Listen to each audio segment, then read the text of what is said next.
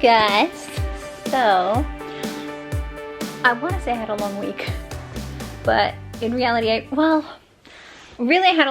did have a long day, and maybe I had a long week. I don't know. Let's see. I'm trying to think. What did I do on Monday? I did nothing. Did I do anything on Monday? Oh, we went to Target on Monday to get our new bath mat. And then, let's see. Tuesday, I went to my mom's and I helped her. She's doing some work on her house and she needed some help cleaning under the stoop. So I was doing some cleaning on Tuesday. And then on Wednesday, I went with my friend and her son to the park, which was fun, but kids need so much energy from you that I was exhausted. And then in some ways that was actually perfect because I was so worn out from playing that I had work the next morning and I fell asleep, and it was like the first time in like months that I got a full night of sleep before I had work. So that was great. So then Thursday I had work, and which was yesterday, and I ended up in all these stressful conversations about what we're doing about buying the house, and not at work, after work. And I was just like, ugh. I got really frustrated, and then I couldn't sleep. So then I didn't get a full night's sleep last night.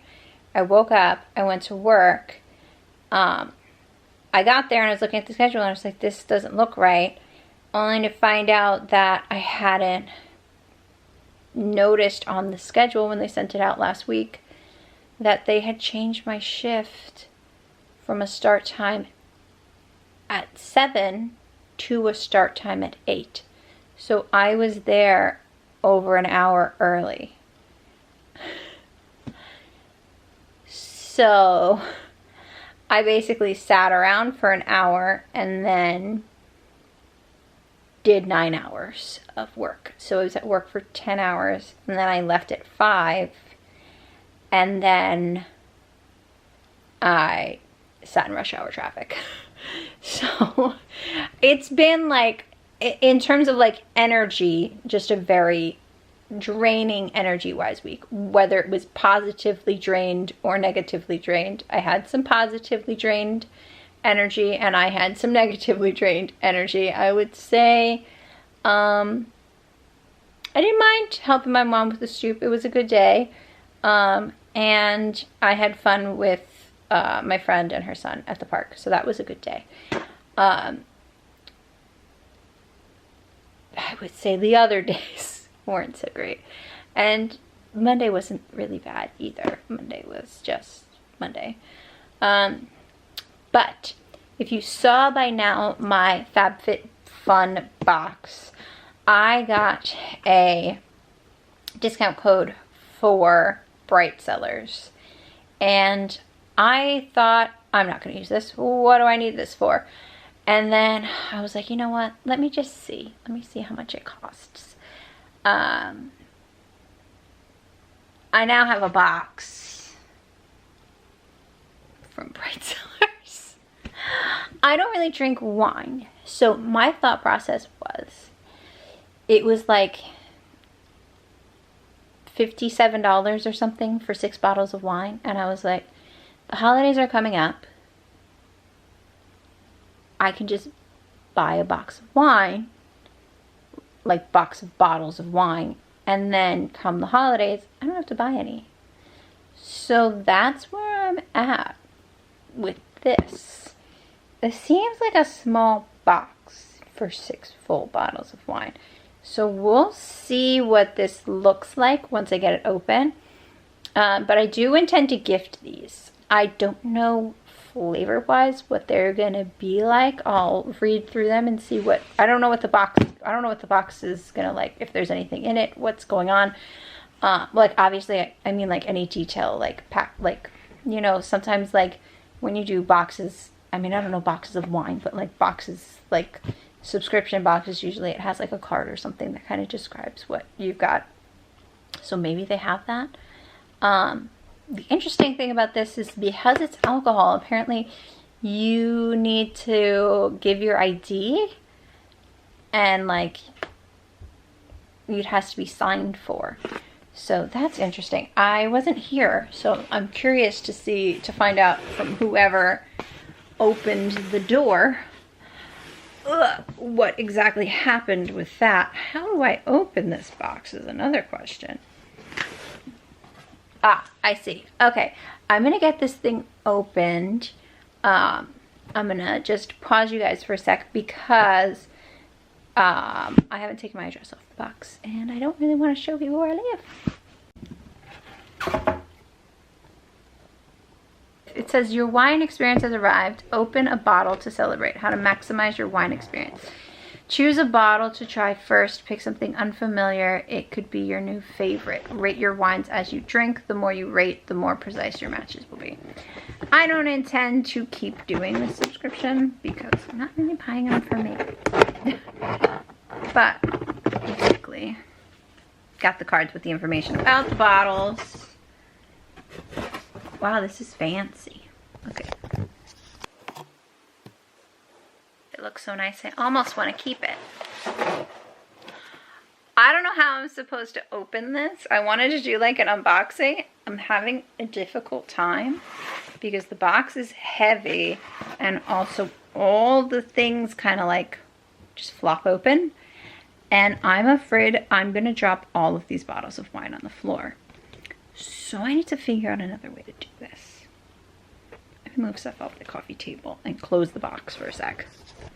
Okay, so basically, now I'm looking at the wines and I want to drink them all just because they're pretty. Okay, let me see. Apparently these cards that they giving like the description, I only have 3 of them, but I have 6 bottles. Like that doesn't make any sense. So let's go with the first one that I have here. Okay, it says Hertz and Heim. Lovely citrus and stone fruit aromas with a punch of green apple, fresh herbs, and spicy white pepper on the palate. The finish is clean and pristine with lingering acidity.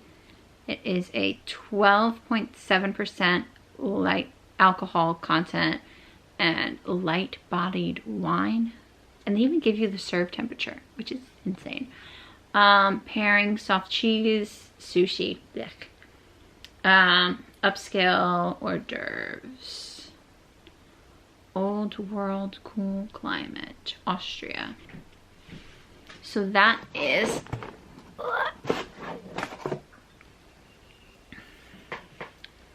this bottle. It's so cute. Look, it's got a little house on it. Now the next one I have is Terraform. It is a red blend made from sustainably grown grapes. This red blend is ripe and fruit forward on the nose and palate with flavors of raspberry, plum, and black cherry. Smooth tannins, full body. Raspberry, plum, black cherry, and chocolate. Alcohol content is 13.5%. Medium bottled red, serve temp 55 to 60%. 60 degrees Fahrenheit. Pairings, cheddar or Gouda, dry rubbed ribs, holiday weekend cookouts from California. And that is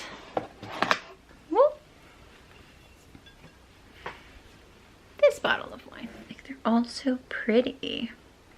I love it. Like, I'm not even a big wine, like, I'm not a big drinker. I'm not a big wine drinker because it goes straight to your head. But I'm not a big drinker, and these are just so pretty. I want to drink them. Now this last one I don't seem to have a card for.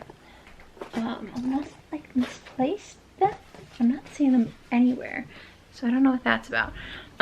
So this last one is a 2019 San Genovese called Ladro d'Uva, the Grape Thief. And let's see what the bottle says. It says, beware the grape thief, scourge of Italian vineyards, running amok, trampling vines and stealing the sweet fruit that grow upon them. We pay homage to the grapes lost before harvest with enticing notes of wild cherry compote, savory herbs, and fragrant baking spice. And that is this one, which the description makes me think it could be really good for, like, what's the word I'm thinking of? Mulled wine. So we're gonna put this one away.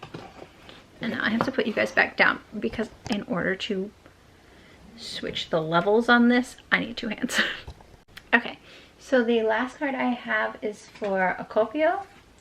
It says, a rich dark wine. This wine has notes of black cherry, fig, cassis with secondary flavors of cocoa. What is wrong with me? Spice and smoke, balanced acidity and tannins on the palate. Fig, black cherry, cocoa,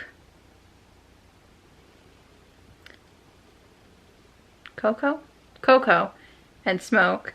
Alcohol 13%, medium-bodied red. Pairings, cheesy chorizo nachos, marinated skirt steak, winding down after work, from Spain. Whoop. And that is this bottle. Don't have to zoom in on this one because label's really in your face. And here we go. So let's go into the last 2 bottles of wine. One is,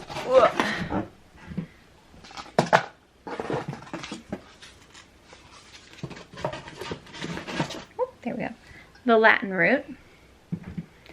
And it says, luxuriate in old world elegance of this perfectly restrained Italian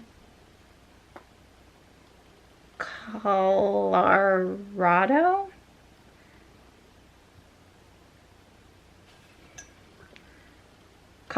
Oh, wow, I'm like blind today. I don't know what's wrong with me. Catarato. Catarato. Pour a glass light on, I was gonna say pour a glass light on fire. Pour a glass, light a fire, and crack open your favorite leather-bound book. You're in for a treat.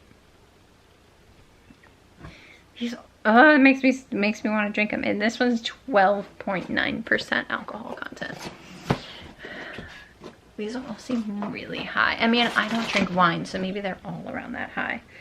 Now I have a Cabernet Sauvignon. It's called Still Blend, Central Coast, 14.2% alcohol by volume. And let's see, what do you say? Simplicity and repose are the qualities that measure the true value of any work of art. Frank Lloyd Wright. Right. Seriously. I haven't even had a drink. And that's all there is for the description of that one. So, there we go. I'll probably gift that because I have no idea what it's supposed to taste like. Well, it's Cabernet Sauvignon. It's pretty self-explanatory. And we tend to drink Cabernet Sauvignon on the holidays, so it would probably be a perfect bring to my sister's place. Now, I have a very small family, so if you're wondering like how I intend to see people, we don't have a very large circle. We don't in terms of like all the COVID stuff, we don't intertwine with like a lot of people because there's only 4 of us. 5 if you include my dad's girlfriend. But like there's like in terms of like my immediate family, not including Joe, who's going to be my immediate family, and his immediate, like, they're very small groups. Like, his immediate family is small, my immediate family is small. For the most part, we're not mingling with too many people, so Like, and we're not gonna have like a big Christmas party or anything. Like when I say I'm gonna bring a bottle of wine to my sister's, it'll probably be me, Joe, my dad, and my sister, and possibly my dad's girlfriend. I don't know what she's gonna be doing, so sometimes she's with us and sometimes she's not. So just so you know, I'm not like partying it up. I just like to give people wine as gifts because it's easy and I can just bring it. It's already here.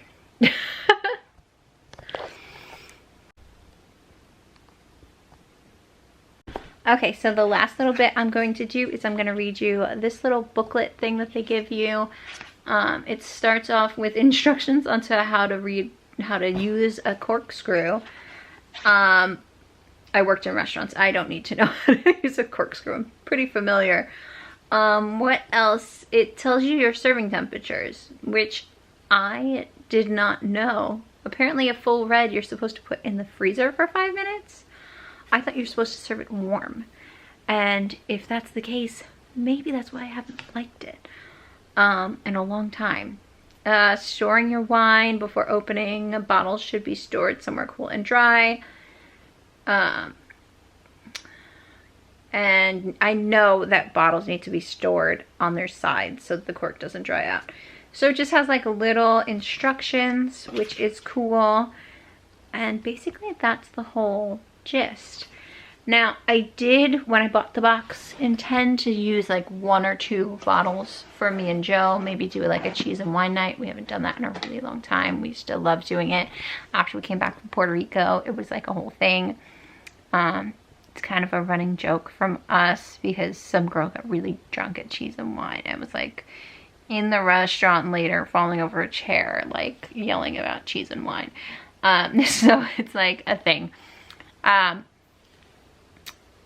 Like she was with her girlfriends. It wasn't like she was like, you know, whatever. But it was funny. And so basically we maybe we'll have a cheese and wine night with 1 or 2 of these bottles, and then the rest of them I intend to gift or bring to the holidays, or possibly turn one of them into mulled wine. I gotta see how many bottles I need for the holidays before I make any rash decisions on what I'm going to use and what I'm going to keep. But anyways, I hope you liked my unboxing. Hey, I wish you could see yourself just sitting there on my chair. I'm staring at you, you don't even notice. Should've told you straight away.